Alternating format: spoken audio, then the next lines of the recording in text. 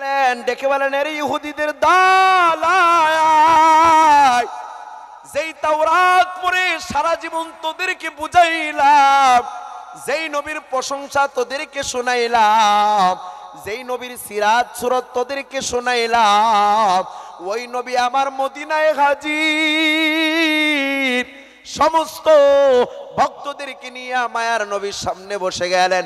এবার পয়গম্বরকে ডেকে বলেন, ও পয়গম্বর, আমি আব্দুল্লাহ তাওরাত থেকে আপনাকে একটা প্রশ্ন করব, জাবুর থেকে একটা প্রশ্ন করব, ইনজিল থেকে আরেকটা প্রশ্ন করব। এই তিনটা প্রশ্নের উত্তর যদি দিতে পারেন আমি সর্বপ্রথম মুসলমান হব, বাকিরাও তো হয়তো বা আমাকে দেখে মুসলমান হতে পারে। পয়গম্বর বলেন, এক নম্বর প্রশ্ন করো, দেখি কি করবা। আব্দুল্লাহ বলে, তাওরাত থেকে প্রশ্ন হলো, ও পয়গম্বর, জান্নাতীরা যখন জান্নাতে যাবে আল্লাহ সর্বপ্রথম জান্নাতীদের খাবারটা কি দিয়া দিবেন? ও পয়গম্বর আপনি জানাইয়া দেন। ও পয়গম্বর, জান্নাতীদেরকে আল্লাহ কি বিরিয়ানি খাওয়াবে নাকি, নাকি খুরমা পোলাও খাওয়াবে, নাকি গুস্ত মাছ খাওয়াবে, নাকি আলু ভর্তা বিরিয়ানি ডাউল ভাজি খাওয়াবে? ও পয়গম্বর আপনার কাছে জানতে চাই, জান্নাতীরা যখন জান্নাতে যাবে সর্বপ্রথম তাদের খাবারটা কি হবে, নাস্তাটা কি দিয়ে দিবেন? নবী বলেন, আব্দুল্লাহ প্রশ্নটা কি তুমি তাওরাত থেকে করেছো? আব্দুল্লাহ বলেন, হ্যাঁ তাওরাত থেকে করেছি। নবীজি বলেন, আব্দুল্লাহ প্রশ্ন যদি তাওরাত থেকে হয়, জবাব জানিয়া রাখো তাওরাতের মধ্যে আছে, আল্লাহ বলেছেন জান্নাতীরা যখন জান্নাতে যাবে সর্বপ্রথম আল্লাহ বোয়াল মাছের কলিজাটা ভুনা করে জান্নাতীদেরকে নাস্তা দিবেন। সুবহান। আব্দুল্লাহ সাথে সাথে বলে, ওয়াল্লাহি সাদ্দাকতা ইয়া রাসূলুল্লাহ, হাকাযা ওয়াজাদতু ফিত তাওরাত। ও পয়গম্বর, খোদার কসম আপনি যা বলেছেন তাই আমি তাওরাতে পেয়েছি। আল্লাহু আকবার।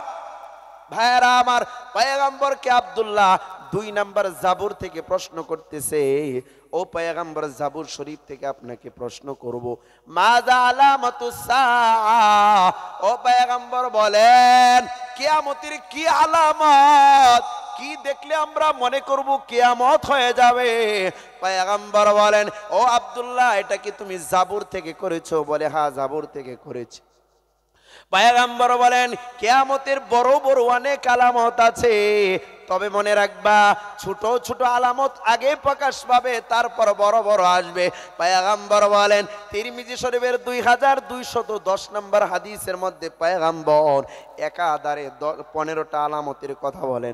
পয়গম্বর বলেন, সাহাবী আবু তালেব থেকে রাওয়ায়াত, তিনি বলেন, ইজা ফাআলাত উম্মতি খামসা আশারাতা খসলাতান, যখন সমাজের ভিতরে 15টা বদ অভ্যাস ছড়িয়ে যাবে, ফাআলাত খামসাতান হাল্লা বিহাল বালা, তখন দুনিয়াতে আল্লাহর আসমানি গজব জমিনি গজব প্রকাশ পেতে থাকবে।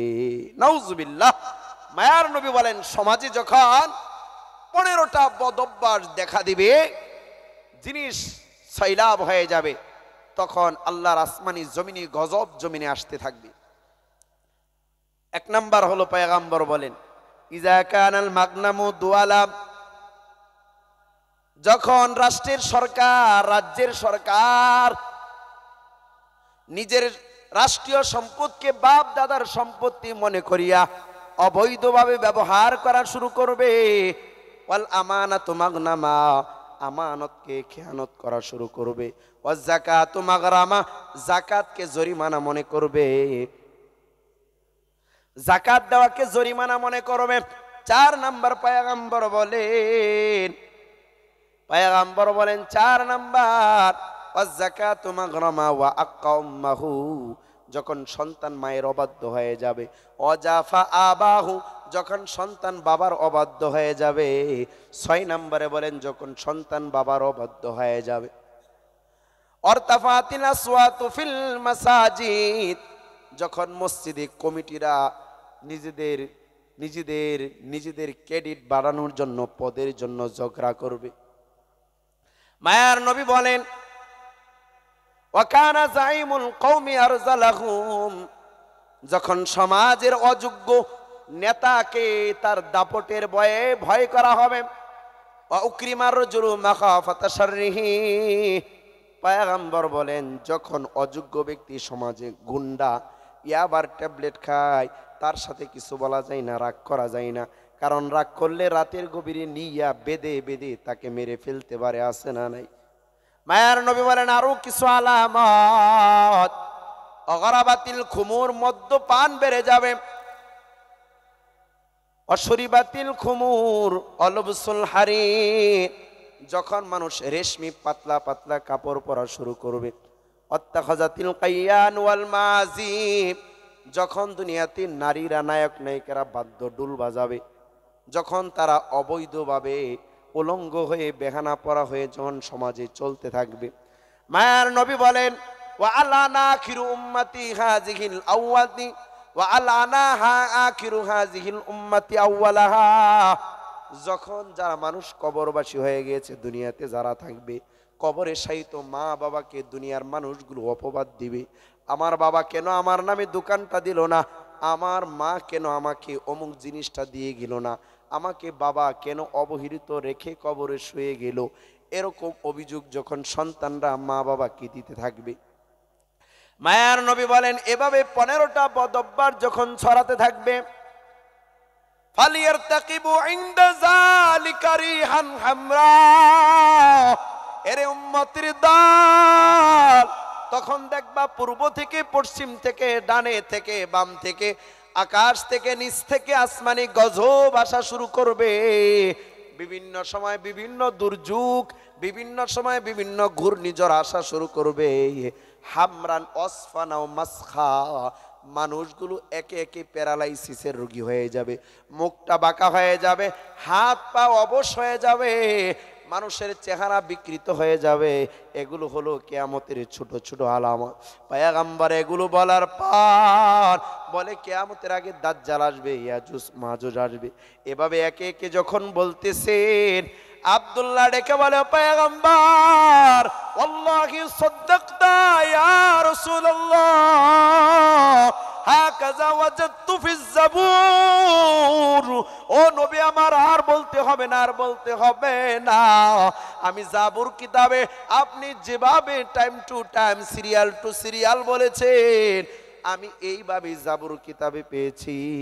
পয়গম্বর বলেন তাহলে 3 নম্বর প্রশ্ন করো। আব্দুল্লাহ ডেকে বলে পয়গম্বর 3 নম্বর প্রশ্ন আমি ইনজিল শরীফ থেকে করব। কয় কি সেই প্রশ্ন? মাজা ইয়াশবাহুল ওয়ালাদুল ওয়ালিদা, ও নবী বলেন সন্তান কেন বাবার মতো হয়, অথবা সন্তান কেন মায়ের আকৃতি হয়, সন্তান কেন ছেলে হয় কিংবা মেয়ে হয়? নবী বলেন, বুখারী শরীফের 2-4টা হাদিস আছে, একটা হাদিস থেকে বলে পয়গম্বর বলেন সন্তান কেন ছেলে হবে, সন্তান কেন মেয়ে হবে, সন্তান কেন মায়ের মতো হবে কিংবা বাবার মতো হবে?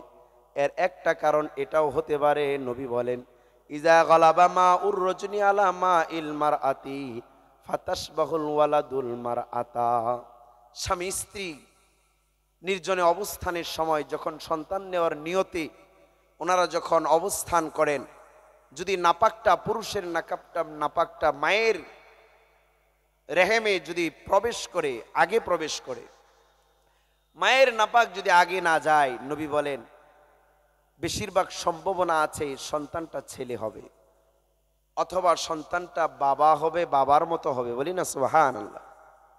ওয়াইদা গালাবাত মাউল মারআতি আলা মাইর রাজুল ফাতাশবাহুল ওয়ালাদুল মারআতা, নবী বলেন স্বামী স্ত্রী সম্পর্কের সময় যদি স্ত্রীর নাপাকটা যদি তার থলিতে আগে চলে যায়, স্বামীরটা যদি পরে যায়, তাহলে অধিকাংশ সময় সন্তানটা মেয়ে হবে অথবা সন্তানটা মায়ের আকৃতি পাবে। বলি না সুবহানাল্লাহ।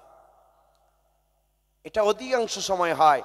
যখন এই কথা বললেন যে নাপাক বাবারটা আগে গেলে বাবার মতো হবে, ছেলে হবে, মায়েরটা আগে গেলে মায়ের মতো হবে কিংবা মেয়ে হবে, এই কথা বলার সাথে সাথে আব্দুল্লাহ ডেকে বলেন নবী আমার আপনি যা বলেছেন আমি হুবহু ইনজিলে তাই পেয়েছি। বলি না সুবহানাল্লাহ।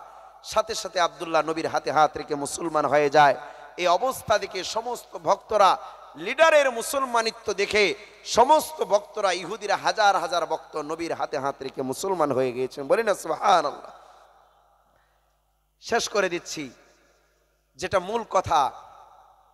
আব্দুল্লাহ ডেকে বলতেছেন, নবী মুসলমান তো হলাম, আগে তো ইহুদি ছিলাম, সমস্যা তো দুইটা। কি সমস্যা? বলে আমরা ইহুদি ধর্মে শনিবারে ইবাদত করতাম, শনিবারে নফল নামাজ পড়তাম, রোজা রাখতাম, এই দিন সরকারি ছুটি, আমরা ইবাদত করি। কিন্তু এখন তো মুসলমান হওয়ার পর দেখি শুক্রবারে মুসলমানের ইবাদতের একটা বিশেষ দিন, এই দিনে ইবাদত করতে হয়। হ্যাঁ, শুক্রবারে মানুষ নফল রোজা রাখে, তাহলে কিভাবে হবে? আমি কি শনিবারে ইবাদত করব নাকি শুক্রবারে করব? রোজা কি একটা রাখবো নাকি দুইটা করব? ইবাদত কি একদিন করব না 2 দিন করব? আমার তো দুদুল্য মনে আছে। পয়গম্বর বলেন, আব্দুল্লাহ তুমি তো তাওরাতের লিডার, তুমি তো ইহুদিদের পণ্ডিত, তুমি বলো কি করবা, তোমার মতামত কি? আব্দুল্লাহ ডেকে বলে, পয়গম্বর আমার একটা মন চাই, সারা জীবন ইহুদি ধর্ম পালন করলাম, শনিবারে ইবাদত করলাম, শনিবারে নফল রোজা রাখলাম, আমি আব্দুল্লাহ মন চাই মরণের আগ পর্যন্ত যেন শনিবারে কেউ ধরতে পারে, শুক্রবারেও যেন আমল করতে পারে। এখন থেকে রোজা শুক্রবারে শনিবারেও রাখবো, ইবাদত শুক্রবারেও করব শনিবারেও করব। মায়ার নবী ডেকে বলেন, রে আব্দুল্লাহ শুক্রবার ধরো, শনিবার ছেড়ে দাও, উদখুলু ফিস-সিলমি কাফা, পরিপূর্ণভাবে ইসলামের মধ্যে দীক্ষিত হয়ে যাও। সুবহানাল্লাহ। আব্দুল্লাহ বলে, ঠিক আছে নবী, মেনে নিলাম। আরেকটা সমস্যা কি? কয় উটের গোশত, আমরা উট জবাই করে গোশত খেয়ে নিতাম। ইহুদি ধর্মে, মুসা আলাইহিস সালামের ধর্মে ছিল চর্বি খাওয়া যাবে না, দুধ দোহাইয়া দুধ আমরা খাইতে পারতাম না, এটা সাগরে পুকুরে ফেলে দিতাম। এখন বলুন দেখি, আমরা উটের গোশত খাবো নাকি চর্বি খাবো? দুধ দোহাইয়া ফেলে দিব নাকি দুধ খাবো? নবীজি বললেন, আচ্ছা ঠিক আছে, বলো তো দেখি, তুমি তো একটা তাওরাতের হাফেজ, তুমি কি করবা? তোমার একটা সিদ্ধান্ত আমি জানতে চাই। আব্দুল্লাহ বলেন, নবী আমার তো মন চায় এতদিন যে করেছি এটাই মানবো, এই জায়গায় না ইসলামকে একটু মাইনাসই করলাম। এতদিন উটের গোশত খাইলাম, খাবো, চর্বিটা না ফালাই দিলাম। এতদিন উট লালন পালন করলাম, দুধ দুহাইয়া ফেলে দিলাম। এই আমলটা ইহুদি ধর্ম থেকে করতে চাই, আর বাকি যা আছে সব ইসলাম ধর্মে মানবো, কোনো সমস্যা নাই। নবী বলেন, রে আব্দুল্লাহ সাবধান, ইহুদি ধর্ম বাদ দিয়া দে, মুসলিম ধর্মের মধ্যে ঢুকিয়া যাও। একটা করবা আরেকটাকে ধরবা না, না, পরিপূর্ণভাবে মুসলমান হয়ে যাও। এতদিন ইহুদি ধর্মের উট খাইতা, গোশত খাইতা, উটের গোশত খাইতা, চর্বি ফেলে দিতা। আমি নবীর মুহাম্মদের শরীয়ত, উটও জবাই করবা, গোশতও খাবা, চর্বিও খাবা, দুধও দুহাইবা, দুধও খাবা, ফালাইতে পারবা না। বলি না সুবহানাল্লাহ। মায়ার নবী বলেন, নবী আমি তো এটা বললাম, আমি নবী বলছি, তুমি বিশ্বাস হয় না?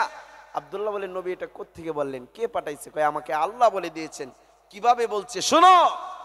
জিবরিল আমিন হাজির হয়ে গিয়েছেন, সূরা বাকারার এই 208 নম্বর আয়াত নিয়ে হাজির হয়েছেন। জিবরিল আমিন বলেন, আব্দুল্লাহকে জানায় দেন, ইয়া আইয়ুহাল্লাযীনা আমানু উদখুলু ফিস-সিলমি কাফা, হে আব্দুল্লাহ দুনিয়ার উম্মত, তোমরা উদখুলু ফিস-সিলমি কাফা, ইসলামের মধ্যে পরিপূর্ণভাবে ঢুকে যাও। ওয়ালা তাত্তাবিউ খুতুওয়াতিশ শাইতান, শয়তানের অনুসরণ করতে যাও না, ইসলামে পরিপূর্ণ ঢুকে যাও। ও আব্দুল্লাহ তুমি মুসলমানিত্ব গ্রহণ করেছ, এখন ইহুদি ধর্ম মানবা না? সম্ভব না, তুমি দুটোটাই মানবা, মানা যাবে না। একটা গ্রহণ করেছো, এটা নিয়েই তোমাকে কবর পর্যন্ত থাকতে হবে। তুমি মুসলমান, তুমি বিধর্মীর অনুষ্ঠানে যাবা, তাদের অনুষ্ঠানে তুমি আনন্দ ফুর্তি করবা, মনে রাখবা তোমার মুসলমানিত্বের মধ্যে দুর্বলতা চলে আসবে।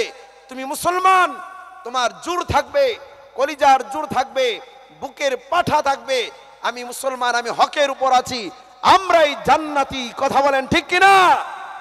মুসলমান, আমাদের মুসলমানিত্ব ঠিক রাখতে হবে।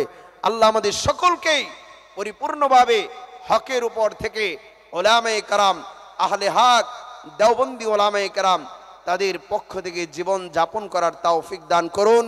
ওয়া আখিরু দাওয়ানা আনিল হামদুলিল্লাহি রাব্বিল আলামিন। আসসালামু আলাইকুম ওয়া রাহমাতুল্লাহ। মাশাআল্লাহ। এই ছিলেন আমাদের প্রধান বক্তা মুফাসসিরে কুরআন খ্যাতনামা সুমধুর কণ্ঠের অধিকারী আন্তর্জাতিক